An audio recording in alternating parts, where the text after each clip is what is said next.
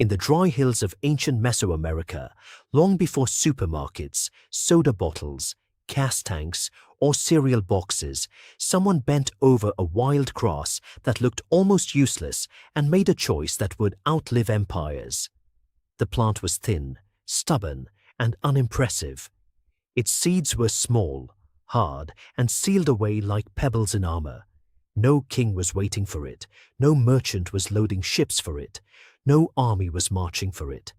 And yet this strange grass would become one of the most powerful foods in human history. Today you can walk through a grocery store and touch corn without seeing a single ear. It hides in soft drinks, sauces, snack chips, vitamins, cooking oil, animal feed, fast food, packaging, and fuel. Corn sits behind breakfast, lunch, dinner, medicine, meat, and gasoline so quietly that its power feels almost invisible. But the strangest part is that corn is not a wild conqueror. It can barely survive without us. Drop a modern ear of corn onto the ground and the kernels stay trapped against the cob, wrapped in husk, unable to scatter like ordinary seeds. Corn waits for human hands to open it, separate it, plant it, protect it, and carry it into another season. That is the mystery at the center of this story. How did one of the most dependent plants on Earth become one of the most dominant crops ever grown? How did a grass that needed people become powerful enough to feed cities, build temples, move armies, reshape trade, create fortunes, damage bodies, poison waterways, and hide inside the modern food system? The answer begins with patience, but it does not end there. Corn became sacred before it became industrial. It became identity before it became commodity. It became tribute, alcohol, livestock feed, syrup, fuel, subsidy, and finally an invisible ingredient that follows you through nearly every aisle of modern life. This is not just the history of a crop. It is the history of a bargain between humans and a plant. And after thousands of years, it is no longer obvious who domesticated whom. If you like stories where ordinary food turns into empire, trade, obsession, and hidden history, subscribe to Food Empire's History. Now, to understand how corn became this powerful, we have to go back to where the story really begins. The first world of corn was not a golden Midwestern field. It was a rugged landscape of river valleys, dry forest, rocky slopes, seasonal rain, and people who knew how to read small changes in the living world. In the region around the Balsas River basin, in what is now southern Mexico, ancient foragers moved through a place that could look harsh to outsiders but was full of signs to trained eyes. A seed pod, a root, a fruiting tree, the tracks of deer, the smell of rain and dust. Among the wild plants growing there was Teosinte, the ancestor of maize. If you saw it today, you would probably walk past it. It does not look like a crop that could feed a planet. It looks closer to a roadside weed, with branching stalks and small seed cases, arranged in ways that feel almost accidental. The edible part was tiny compared with a modern ear of corn. The kernels were few, the shells were hard, and the reward for gathering it was modest. But for people living close to hunger, modest rewards mattered. Somewhere in that ancient world, people began to select, not with laboratories, not with written plans, and not with theories of DNA, but with the oldest technology in agriculture, attention. They noticed one plant with slightly easier seeds, another with a thicker cluster, another with a shape that made harvesting less frustrating. They saved those seeds, carried them, planted them near camp, watched them through the season, and repeated the act again and again. This kind of change is easy to underestimate because it does not look dramatic in a single lifetime. No one woke up and found modern corn standing in the valley. The transformation was almost invisible at human speed. A little larger here, a little softer there, fewer branches, more energy pushed into one central ear, more kernels in rows, more food held on one stalk. Across centuries, tiny choices became biological architecture. The result was one of the most extraordinary acts of domestication ever performed. Ancient farmers turned a wild grass with guarded seeds into maize, a plant with a swollen cob, packed rows, and kernels exposed to human appetite. Every improvement that made it better for people made it worse at surviving alone. Bigger ears meant more food, but less natural scattering. Tighter husks meant protection, but dependence. Corn became a crop shaped by desire. And once maize began to support settled life, the transformation moved both ways. People shaped corn, and corn reshaped people. A reliable crop changes the size of a family, the location of a home, the rhythm of work, and the power of a ruler. When calories become dependable, villages grow roots. Storage pits deepen. Rituals form around planting and harvest. The seed stops being just a seed. In the Maya world, maize became the center of existence. It was not merely a staple crop sitting beside beans, squash, chili, and cacao. It entered the deepest story the people told about what a human being was. In the Popol Vuh, the sacred narrative of the Quiche Maya, the gods try to make people from materials that fail. Mud collapses, wood walks but lack soul. Then the gods use white and yellow maize, and humanity finally holds together. That was not empty poetry. For Maya families, maize was body, meal, calendar, labor, offering, and memory. The sound of grinding stones at dawn was the sound of civilization waking up. Women worked kernels into masa. Smoke rose from hearths, tortillas cooked on hot clay, tamales steamed in leaves. Fields outside the settlements carried the practical weight of temples, scribes, astronomers, traders, and rulers. The Maya built cities whose stone towers rose above the jungle canopy. They carved dates into monuments, mapped cycles of Venus, painted court scenes, and developed one of the rare independent writing systems in world history. Behind that achievement was maize agriculture. Corn fed the people who did not spend every hour finding food. It freed hands for carving stone, measuring sky, carrying tribute, and building states. Farther north and later in time, the Aztec world turned maize into imperial machinery. In the lake basin of central Mexico, the Mexica built Tenochtitlan, a city of causeways, canals, markets, temples, and floating fields. Around it, farmers engineered chinampas, artificial garden beds made from mud, reeds, stakes, and living trees. From shallow lake water, they created strips of astonishingly productive land. In the morning light, the city smelled of wet earth, lake air, smoke, flowers, and cooking maize. These floating gardens fed a capital that astonished Europeans when they first saw it. Corn moved through the city as tortillas, tamales, gruel, beer, offering, payment, and tribute. Conquered provinces owed food to the center. Painted records showed goods arriving under obligation, not generosity. Maize was no longer only planted by families for survival. It was collected by an empire to hold a city together. This is where corn became status and control. To eat maize was common. To command maize was power. Priests offered it to gods. Markets priced it. Households depended on it. Armies needed it. Officials counted it. A crop that began as a patient experiment in a valley was now part of the machinery of rule.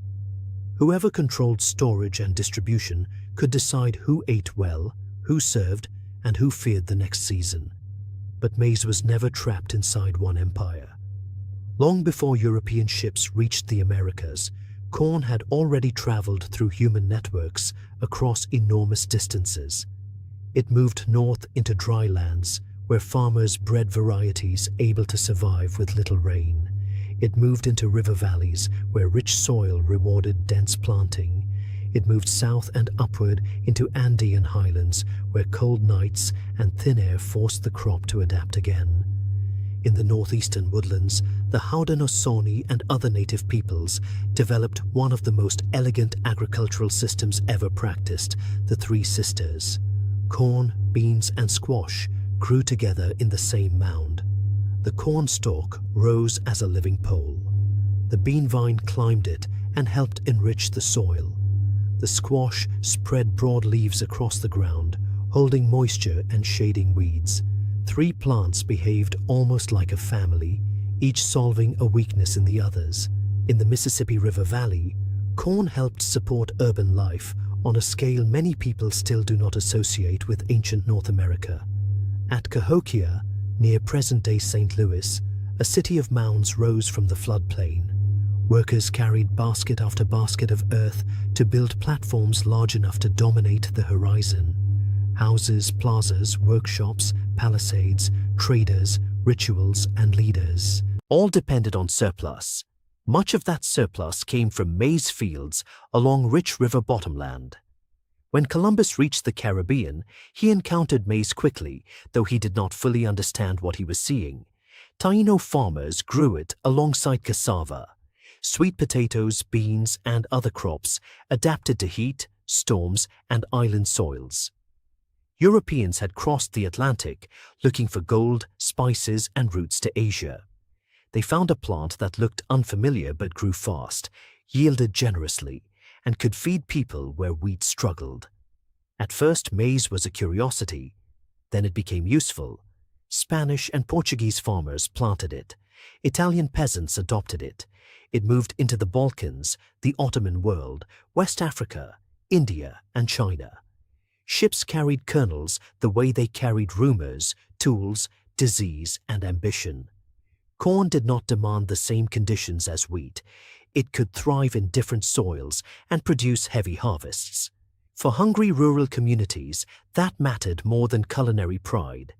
But the global spread of corn came with a deadly misunderstanding.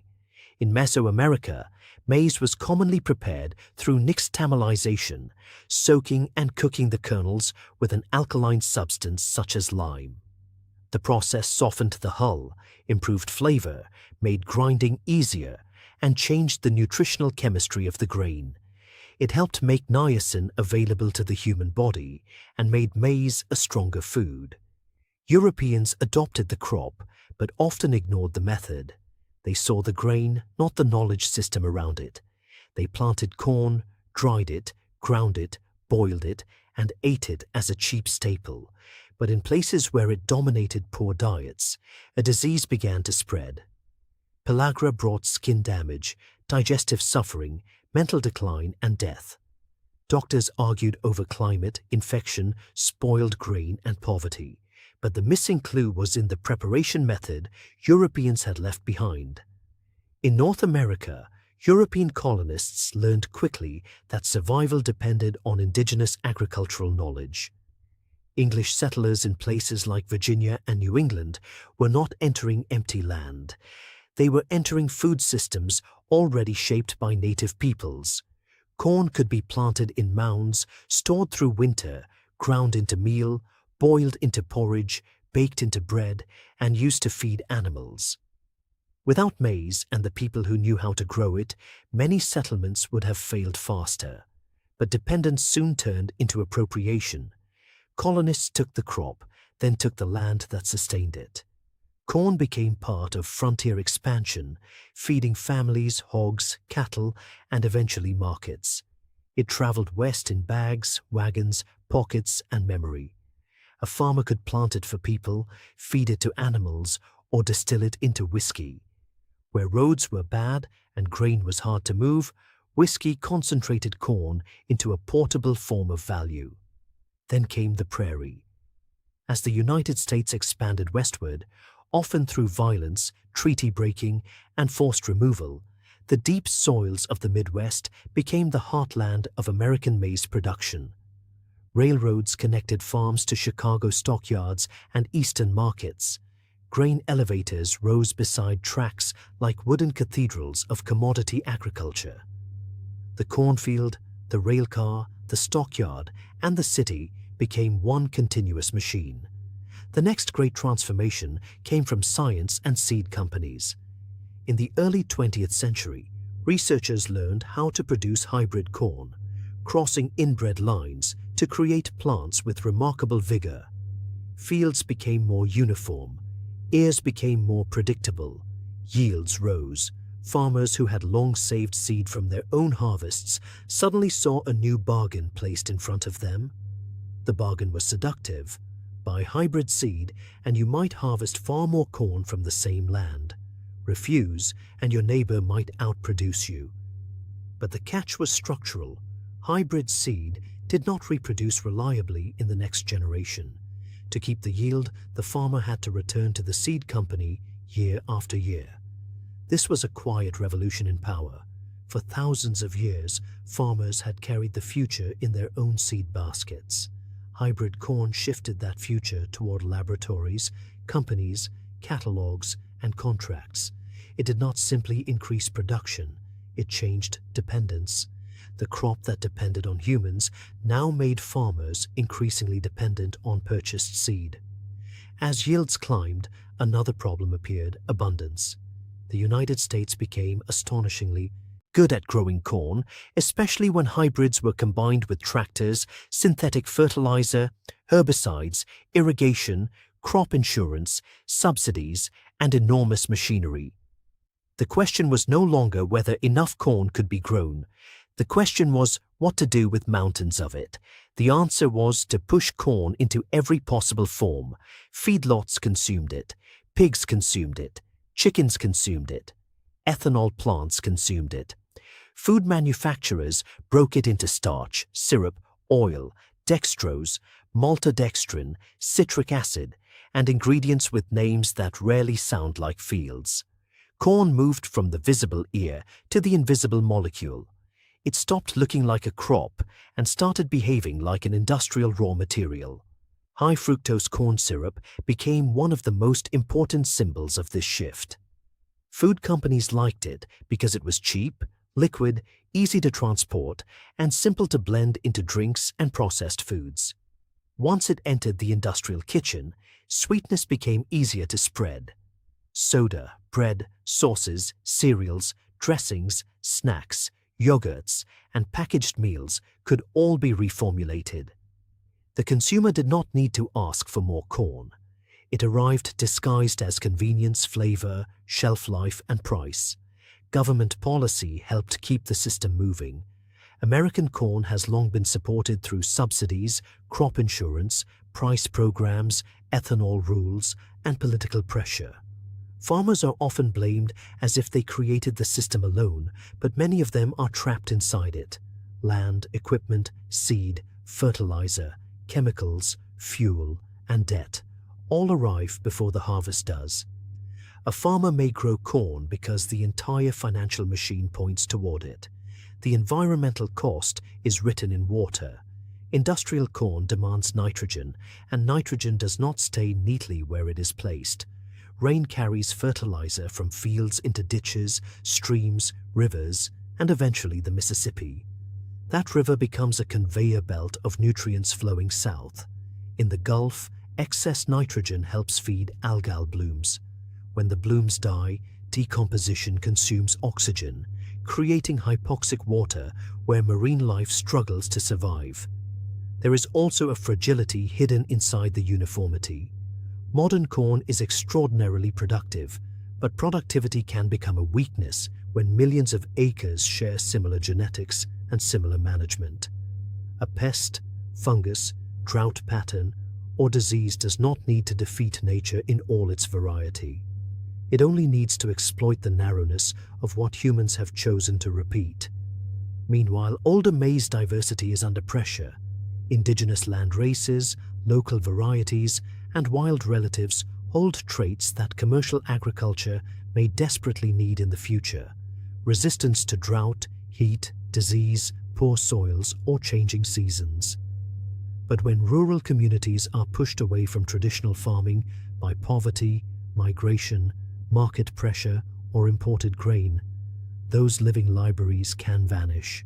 A seed lost from a hillside is not just a seed, it is a memory of adaptation.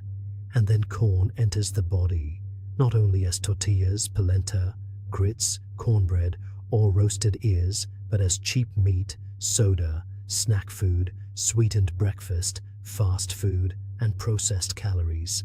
It would be too simple to blame one crop for modern disease. Obesity, diabetes, heart disease, and metabolic disorders come from many forces. But corn helped make the cheapest calories abundant. That matters because food choice is never just personal choice. It is shaped by price, access, advertising, time, wages, school lunches, gas stations, corporate recipes, and government policy. In one neighborhood, fresh produce may be expensive or far away. In another, a corn-sweetened drink and a bag of corn-based chips may be available for a few dollars at any corner store. The body then becomes the final place where history arrives. Stand in a supermarket today, and the old story is still there, but hidden under branding. You see colorful cereal boxes, not nitrogen runoff. You see soda labels, not subsidized syrup. You see cheap chicken, not corn-fed feed conversion. You see glossy cucumbers, vitamin capsules, salad dressings, frozen dinners, candy, ketchup, tortillas, ethanol stickers, cardboard boxes, and snack bags. The cornfield is everywhere, but the ear has disappeared. And yet corn is not the villain of this story. That would be too easy and too false. Corn is magnificent.